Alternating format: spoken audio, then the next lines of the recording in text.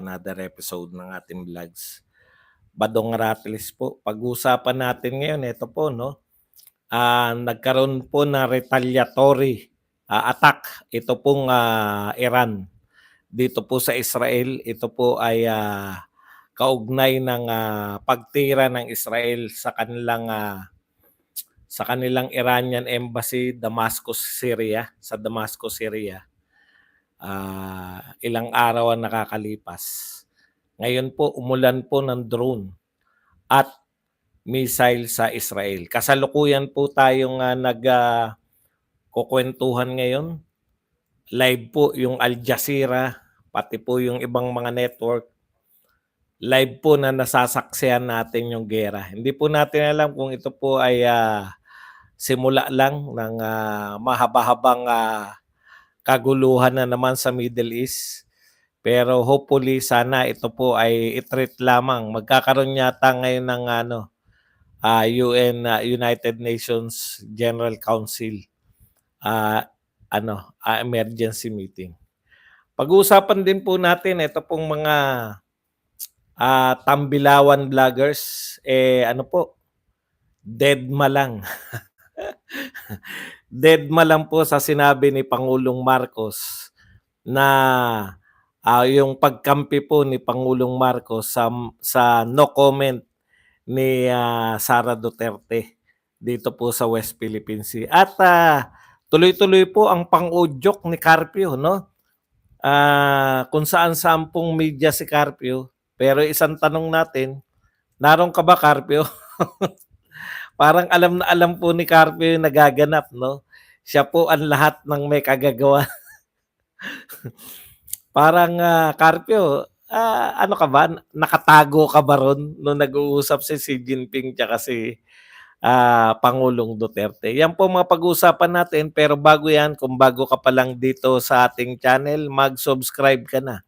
Dahil ito lang ang tanging channel na may kinikilingan, may pinapanigan, una sa balita, huli sa impormasyon, kaya na pang hinihintay nyo, pindot na. Okay, pag-usapan po natin, no? Kaya po tayo maaga ngayon kasi anytime nag-expect po tayo na maya-maya lang magpapasukan na yung mga reporters natin dyan sa Maisog. Dyan po sa Maisog, syempre magiging busy na tayo lahat para panoorin sila. Maisingit na po itong balita. At po to, no? Kasalukuyan pong nagaganap yung sa Israel ngayon. No? Baka wala po kayong kaide-ideya. Masyado po tayong yung usapin po natin. Meron bang secret deal o walang secret deal? Deal or no deal? At bombahan lang po ng tubig. Ito po, totoong mga missile, totoong suicide drone, no? Yan po. Pero bago natin talakayin yan, ito po muna, no? Tinignan ko po yung mga sikat na vlogger as expected. Si Mike Abe, si Coach Jarrett, ano po yan, no? Deadma. Alam niyo po, ganyan po talaga yung mga tao, no? Ganyan po talaga yung mga o yung mga taong wala po silang pakialam sa mga binibitawan nilang mga pananalita. Kasi pag ikaw po may tao ka na may palabra de honor, no?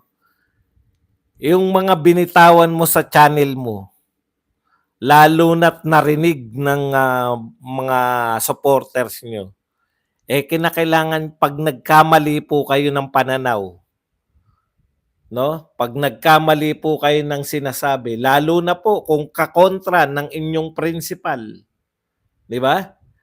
Kung kakontra po ng inyong pinopromote, dapat siguro karapat-dapat po na humingi naman kayo ng dispensa.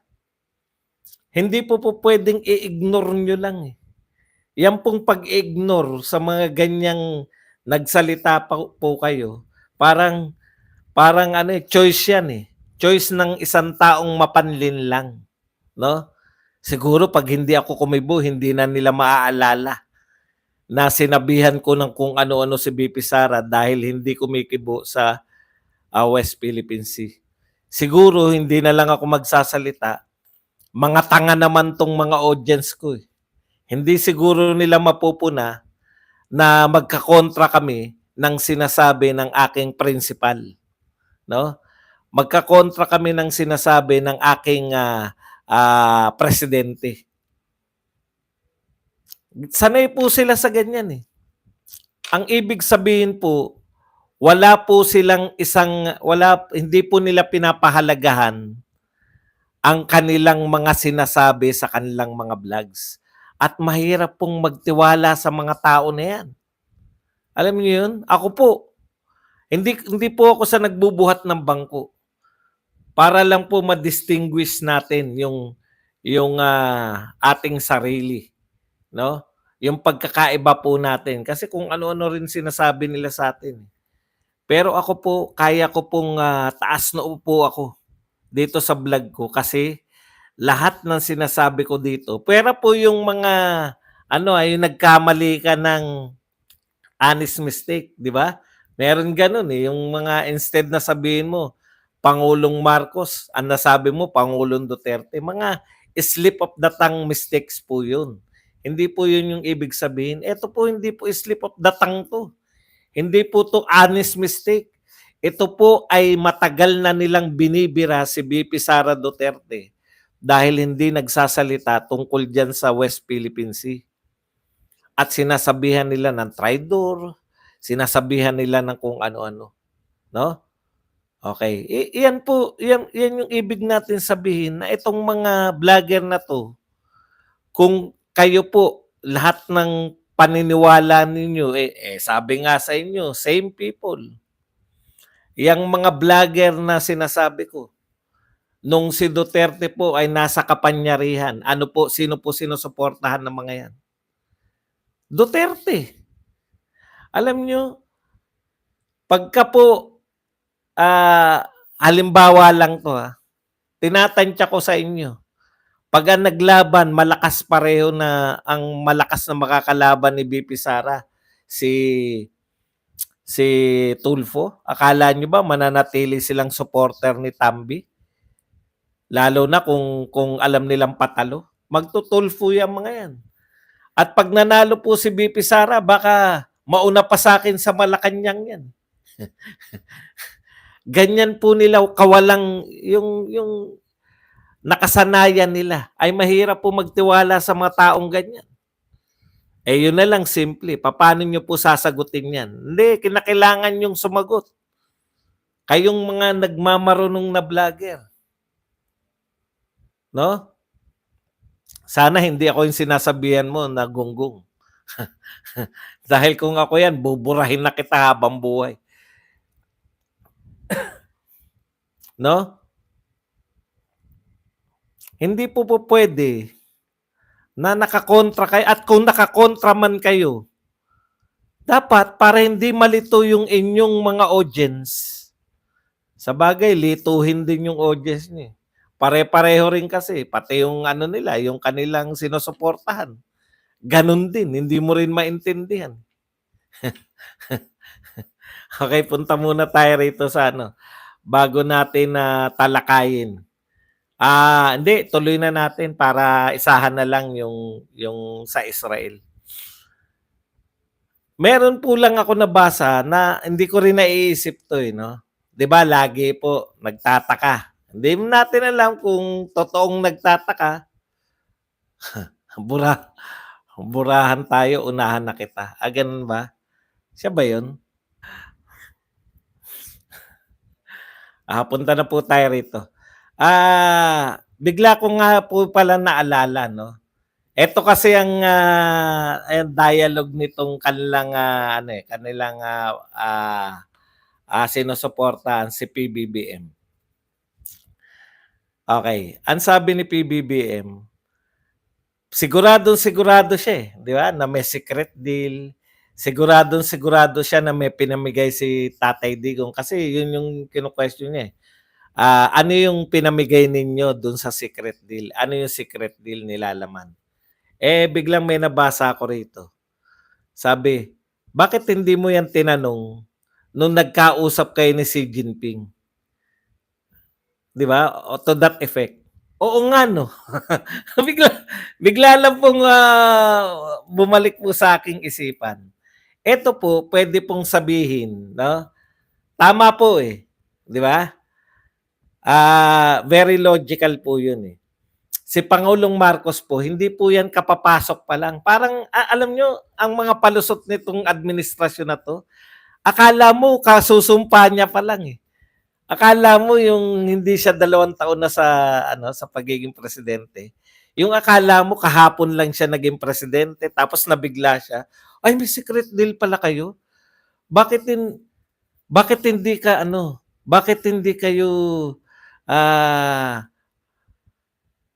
bakit hindi mo sinabi kahapon nung nanumpa ako?" Hindi mo ba?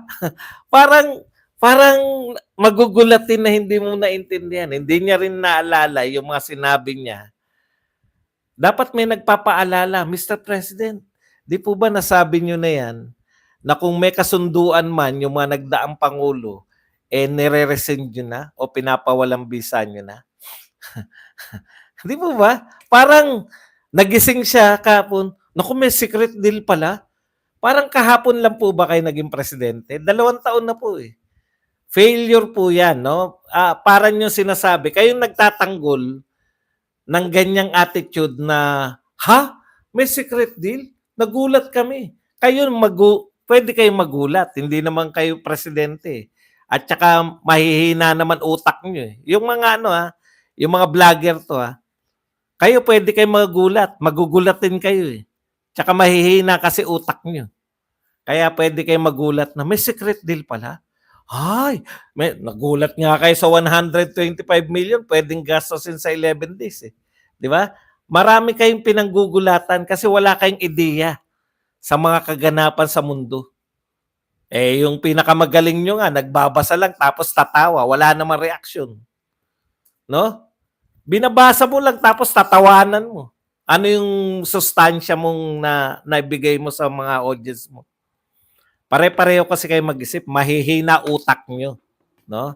'Yun po 'yun, eh, kahinaan. Pero yung presidente hindi po pupuwede, nanalo 'yan, eh, hindi po puwede at may intelligence po 'yan. 2 years na po kayong presidente. Huwag niyo pong sabihin na nagulat din kayo. Yung intelligence niyo po, yung intelligence fund, saan po natin ginagastos? May kasunduan pala, unaware kayo? Ang tanong pa ito, eh, ano yung pinamigay? Kung pinamigay, ibig niyong sabihin ibig niyong sabihin meron po kayong, mamaya po mga tanong, lahat po ng tanong niyo sasagutin ko po. Nagdi-discuss lang po ako, saglit lang po. Kasi wala po akong binabasa. Nasa utak ko lang po lahat. Sayang naman, eh, sayang po. Kasi kung gusto niyo makipagkuwentuhan sa'kin mamaya po. Ah, okey. Tuwang-tuwa pa sila, naka-secret deal. Mga ungasis. Ako hindi ko pumaatim, eh. Talaga hindi natin naiintindihan na yung pangulo ay puwede siyang makipag-deal kahit na ano sa isa pang pangulo basta hindi niya binebenta yung teritoryo natin. Wala namang makapagsabi sa kanila na namigay tayo ng teritoryo, 'di po ba? Walang nagsasabi na namigay tayo ng teritoryo. Kahit silang mga bugok na vlogger, hindi po nila masabi na namigay tayo ng teritoryo. Okey. Oo, kaya ko kasi sinasabihan ng bugok kasi kayong mga vlogger nung sinabi ni Pangulong Marcos na tama lang yung ginagawa ni VP Sara na tumahimik, dehin bokikiring kayo, 'di ba? Bistado kayo, eh. Kasi ini-insist niyo na yung no comment ay mali. Sinasabi namin yung no comment, yan yung pinakatamang gawin ng isang vice president. Ngayon nagsabi yung president na tama si VP Sara na tumahimik. Kayo naman ang tumahimik. Wala silang kibo. Papalusot, eh, baka sana hindi na maalala. Alam ko maraming supporter dito yung nanonood. Ipaalala niyo po. Tanungin niyo yung sinusuportahan niyo, sabihin niyo, "Boss, ano po ang reaksyon natin? Kinakantyawan tayo ni Badong." bugok daw tayo dahil inaakala natin na makakalimutan na ng mga supporter natin na sinupalpal kayo ngayon ni Pangulong Marcos. Balik muna tayo rito, no? Okay. Ano po yung nabasa? Kayo po, Mr. President, ni Xi Jinping ay nagkausap. Meron na po kayong, di ba nag-ano na? May mga picture na nagkamayang kayo. Hindi ibig sabihin po ba na yung pag-uusap nyo ni Xi Jinping, wala kayong pinag-usapan totally? Yung sinasabi nyo secret deal, hindi po nyo napag-usapan? Kasi kung importante po yan kay Xi Jinping, di ba? Malamang i-brought out niya yan. O yung mga itutuloy ba natin yung napagkasunduan naming secret deal ni Duterte? Alam nga naman si Duterte ang ka-secret deal niya pa rin, ikaw na ang presidente ng Pilipinas. Di ba? Ipahiya nyo po yung mga vlogger. Tanungin nyo. Bakit hindi kayo magtatanong sa kanila? Ang lalakas ng loob nila magsabing traitor si Sara Duterte. Dahil hindi sa pagko-comment eh. Okay, ang tanong ko po, ano po pinag-usapan nyo ni Xi Jinping? Nga pala, bigla ko lang naalala. Nagkausap na kayo ni Xi Jinping eh. Kung napaka-importante yung secret deal na yun, hindi inopen nyo ni Xi Jinping? Ano lang pinag-usapan nyo? Oh, tuloy lang natin ha. Oh, sige po, tuloy lang natin.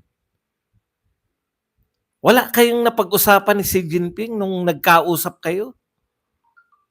Sinabi ba sa'yo ni Xi Jinping na hindi ko pa rin ipapaalam sa'yo yung deal namin ni Duterte ha, pero malamang itutuloy ko yun kahit hindi mo alam. Meron bang ganong usapan? Nakipag-meet ka sa presidente ng China. Ano pag-usapan nyo ba ni Xi Jinping? Huwag na tayo mag-usap kasi nagkausap na kami ni Duterte. Yun na itutuloy namin. Ganun ang usapan nyo, Mr. President. Hindi ba, magmula na nag-usap na kayo ni Xi Jinping, kung hindi nyo tinuloy yung usapan kay Duterte, ibang usapan na yung sa inyo. O di lahat ng to, bakit nyo isisisi kay Duterte? Nakipag-usap na kayo kay Xi Jinping.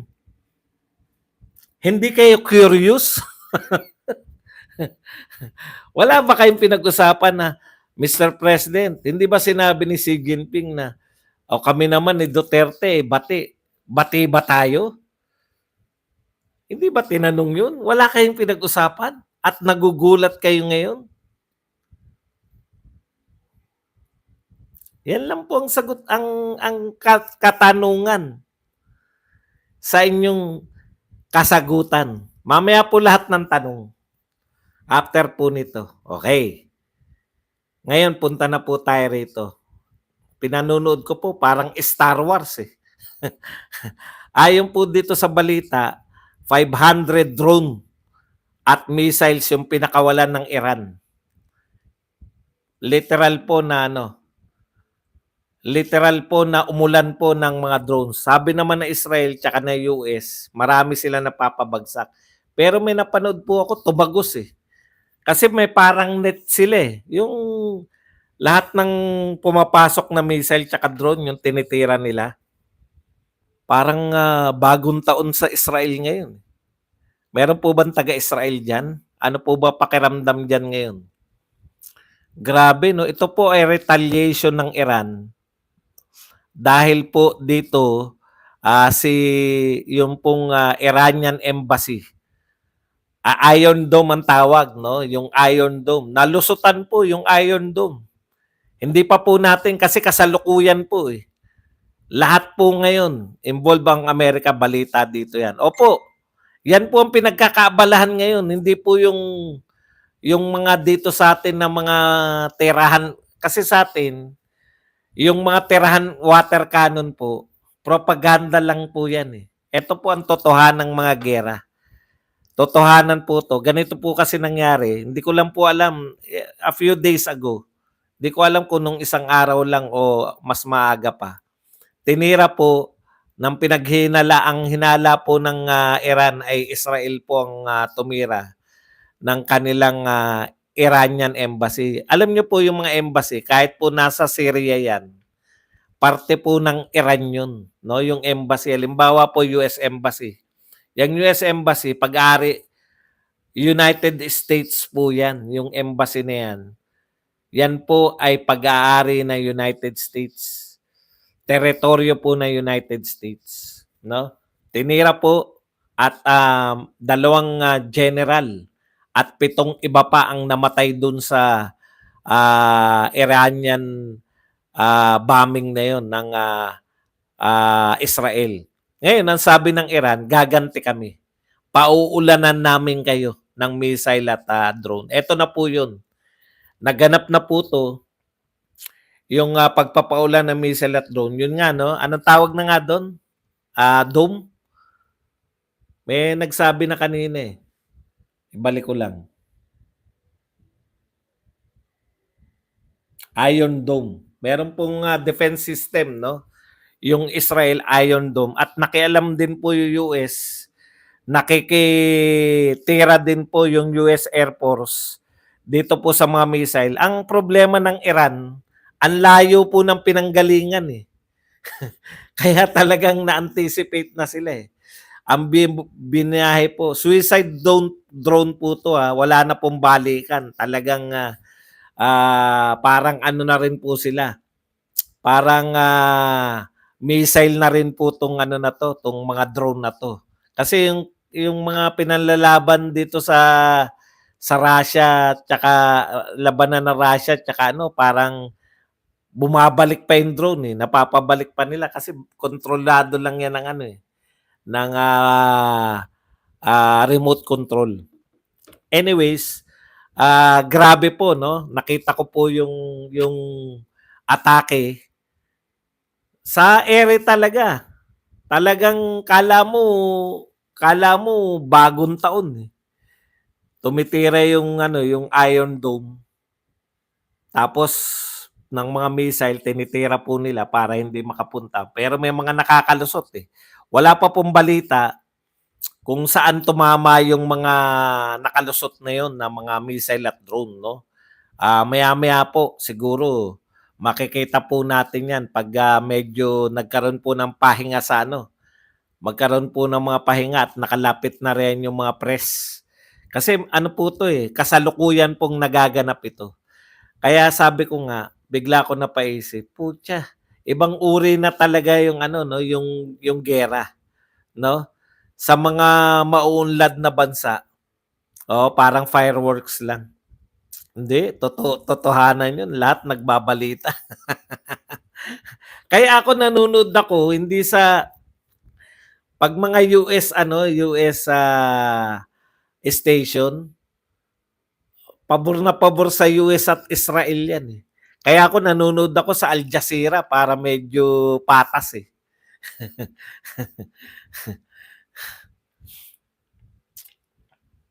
So, ito po ay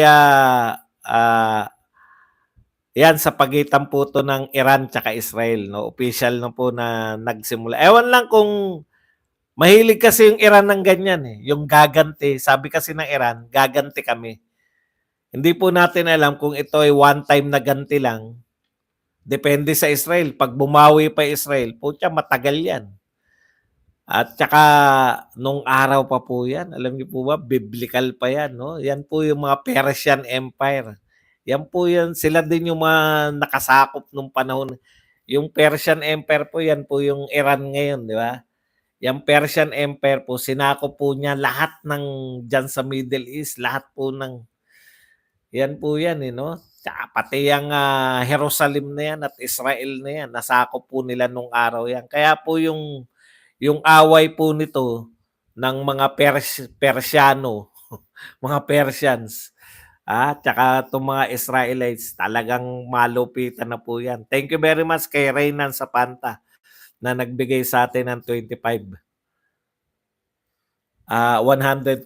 pesos. Okay, iniisip ko lang, ano kaya kung ano, di ba? Ano kaya kung sa atin kaya yan? Kasi nagpakita na rin po yung China eh. Na yung missile lang po eh. missile, hindi na po uso yung ngayon yung ano, 'pag may mga malalakas po, hindi na uso yung hindi na po uso yung ano, yung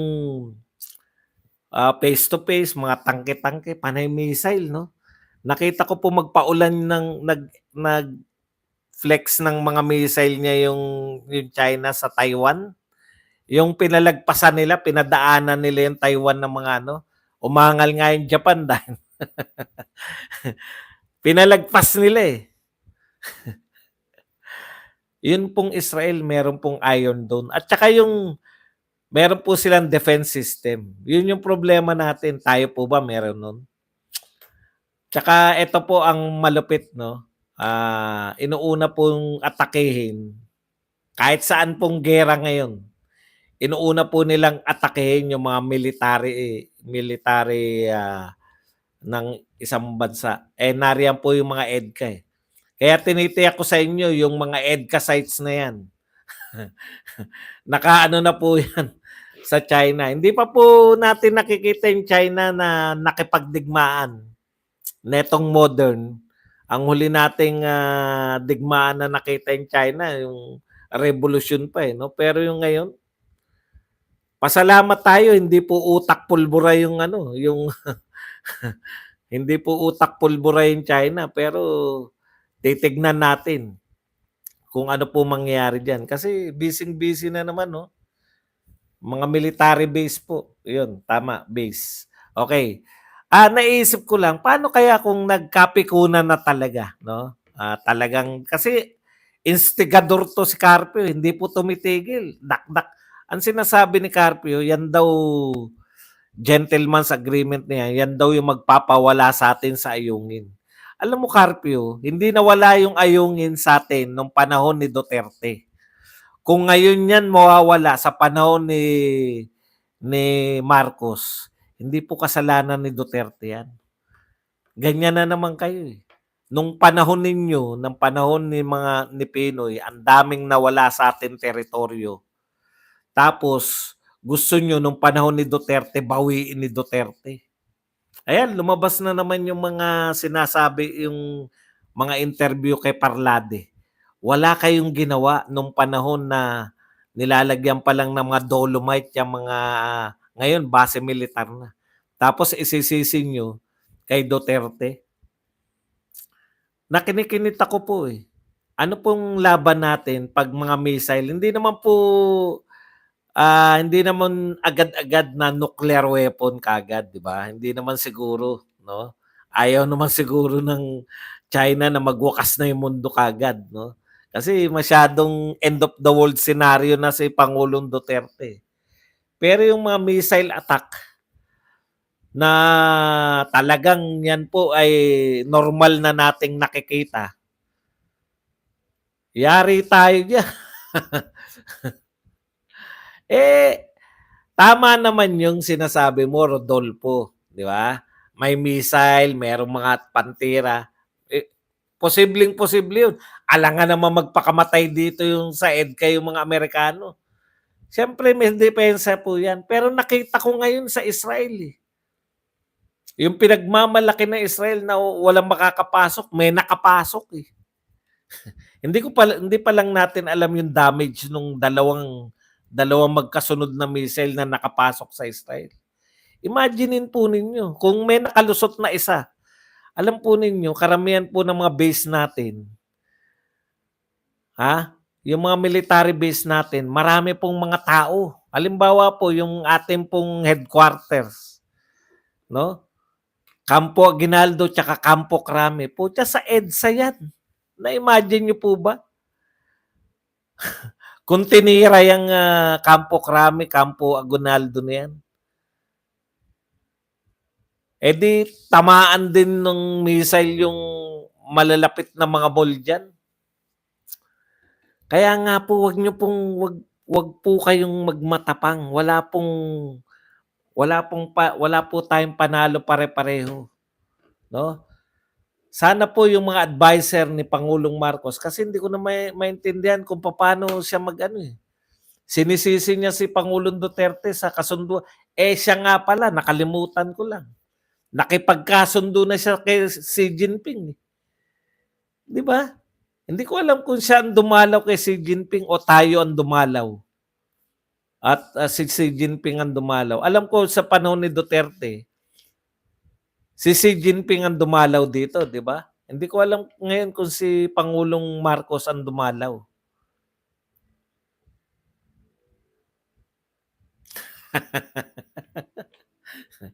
Ba't daw kayo matatakot? Yan lang po ang ating paksa. Good luck po pala sa mga magmamaisog rally. O yan, sagutin ko na yung unang tanong na kanina nyo pa tinatanong. Lahat po na nagtatanong, ah, tungkol po sa maisog rally, wala po ako doon. Kasi po ako po ay pinagpayuhan ng aking doktor na hindi, wag muna ako maglalabas sa ganyang kainit. Pwede lang akong lumabas ng umaga at gabi.